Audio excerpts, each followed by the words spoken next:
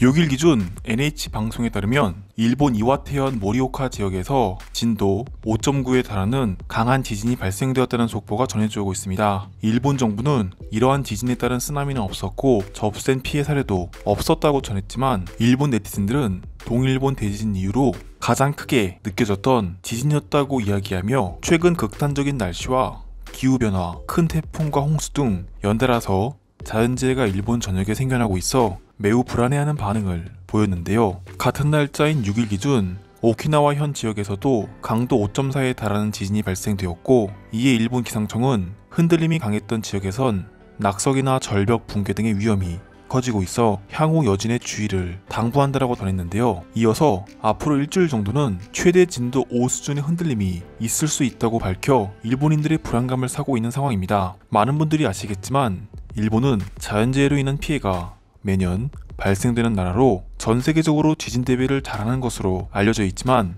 이번 일본 전역에서 발생된 지진을 일본 정부에서는 그저 주의를 당부한다는 형식적인 이야기만 할 뿐 아오모리 현 지역에 숨겨져 있는 진짜 위험에 대한 대피 소식은 언급하지 않고 있는데요. 아오모리 현에는 로카쇼무라에 위치한 핵시설 단지가 있는데, 이 공장에서는 핵재 처리를 진행하고 있어 강도 6에 가까운 지진이 계속해서 발생된다면 이 핵재 처리 공장 역시 피해를 입고 방사능으로 인한 큰 피해가 예상될 수 있는 지역이라 이곳에 사는 일본 주민들은 빨리 대피 명령이 떨어지기만을 바라고 있는 상황인 것인데요. 일본 정부는 이러한 큰 위험이 도사리고 있는 마을 주민들의 이야기는 무시한 채 그저 주의를 당부한다는 이야기만 전해 일본인들의 분노를 사게 된 것입니다. 게다가 지진이 일어난 아오모리 현에 히가시도리촌 역시 원자력 발전소가 있고, 그 주변 미야기 현 오나가와에도 원자력 발전소가 있는데, 이번 지진으로 이곳에서 발생되었을 수 있는 방사능 유출권에 대한 피해 규모는 전혀 이야기하지 않고 있어 일본인들의 불안감은 더욱 커져만 가고 있는 상황입니다. 6일 기준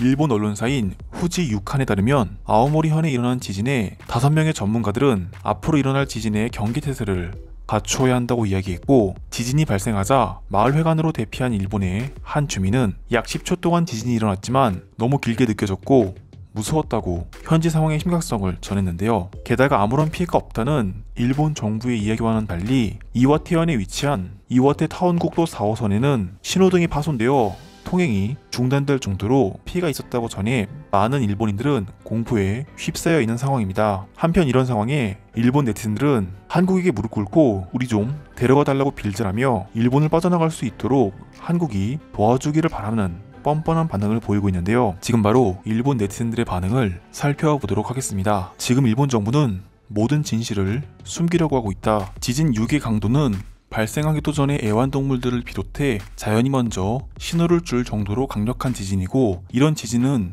모두가 느낄 정도로 크게 다가왔다. 나 역시 자다가 넘어져 손목을 다쳤는데 도대체 무슨 근거로 아무런 피해가 없다고 이야기하는 건가? 전문가들 역시 지금 일본의 상황이 매우 위험하다고 이야기하고 있습니다. 과거 데이터 분석을 확인해 본다면 동일본 대지진 때와 비슷한 상황이며, 하필 원자력 발전소와 핵재 처리 공장 주변에 지진이 일어나고 있어 너무 걱정됩니다. 이곳 도쿄 역시 안전하다고 볼 수는 없습니다. 지진은 화산과도 연관이 되어 있고 쓰나미와도 연관이 있기 때문에 당분간은 경계하며 조심히 다녀야 할 것 같네요. 정부에서 방사능에 대한 피해 보고를 하지 않은 것은 어찌 보면 당연한 일이다. 만약 방사능이 퍼졌다는 소식을 지금 했다면 일본 전역은 난리가 났을 것이고, 모두가 일본을 빠져나가려고 공항으로 가기 때문에 제어가 불가능했을 것이다. 동일본 대지진 때 역시 정부의 부주의로 더 많은 사람들이 피해를 입었습니다. 물론 자연재해이기 때문에 이것에 대해 정부가 예측할 수는 없었겠지만, 그때 당시에도 작고 큰 여진들이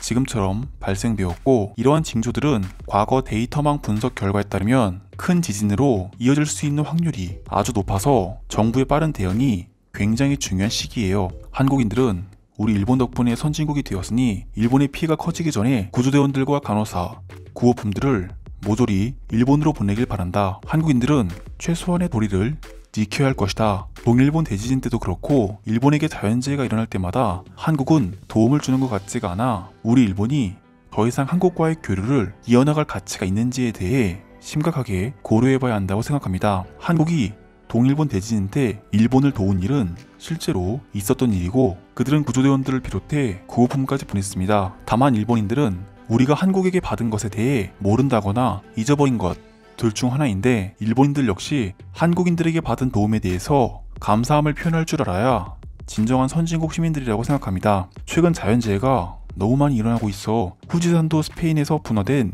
화산처럼 폭발하는 것은 아닌지 두렵네요. 후지산은 그렇게 쉽게 폭발하지 않습니다. 물론 활화산인 것에는 틀림이 없지만 후지산이 폭발할 징조는 아직까지 전문가들에게 들어본 기억이 없어요. 활화산은 언제 터질지 모릅니다. 그렇기 때문에 더 무서운 것이고 방심하고 있다가 터진다면 대비를 못하니 이런 시기에는 더욱더 경계태세를 갖추는 것이 중요합니다. 다음 주 내내 지진이 발생될 수 있다는 이야기가 심각하게 절망스러운 내용이라고 생각해요. 이런 상황에는 지진에 대비해 집안 구조도 모두 바꿔야 하며 언제든지 대피할 수 있도록 모든 환경을 맞춰야 하기 때문에 너무 두렵습니다. 우리 그냥 한국에게 무릎 꿇고 사과한 뒤 우리 좀 데려가 달라고 이야기합시다. 그렇게 빈다고 해서 한국인들이 지진이 없는 한국으로 우리를 데려가 주진 않을 것입니다. 무엇보다 한국은 현재 코로나로 인한 피해가 너무나도 큰 상황이라 외부에서 들어오는 사람들을 제한하고 있으며 한국에서의 삶은 일본보다 풍요롭지 못합니다. 그건 옛말입니다. 4년 전에 제가 한국에 갔을 때 관광명소에서 저를 일본어로 반겨준 한국인들이 많았고 한국인들의 먹거리와 볼거리는 우리 일본 못지않게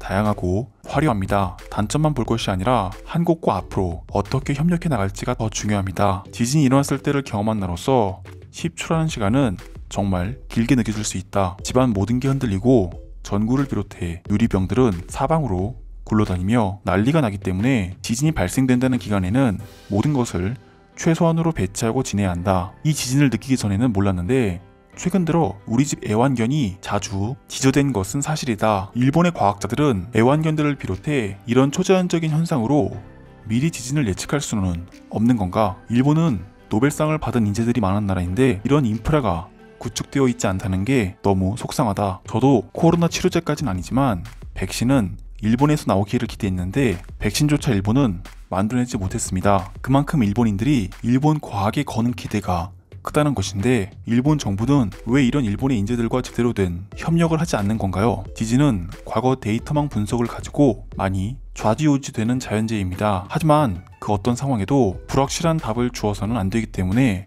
정부는 더욱 신중한 것입니다. 이런 지진은 모두 다 한국인들의 잘못이다. 일본이 자연을 아끼면서 경제 발전을 이룰 때 한국은 모든 자연을 파괴하고 경제 발전을 이루었다. 지금도 한국에서는 수십만 개의 아파트가 건설되고 있고 이러한 행위는 자연에게 고스란히 돌아온다. 그걸 알면서도 한국인들은 환경 오염을 하고 있다는 건가요? 그렇다면 일본 정부에서는 이런 내용을 가지고 국제적인 법을 토대로 한국을 그냥 두어서는 안 될 것입니다. 환경 오염의 주범은 미국과 중국입니다. 하지만 그들이 전 세계적인 경제시장을 형성하고 있는 것 또한 맞습니다. 그리고 한국도 중국으로 인한 미세먼지 피해국이라 우리 일본만 피해가 생긴다고 볼 수는 없습니다. 여기까지가 글의 내용입니다. 오늘도 끝까지 시청해주셔서 감사드립니다.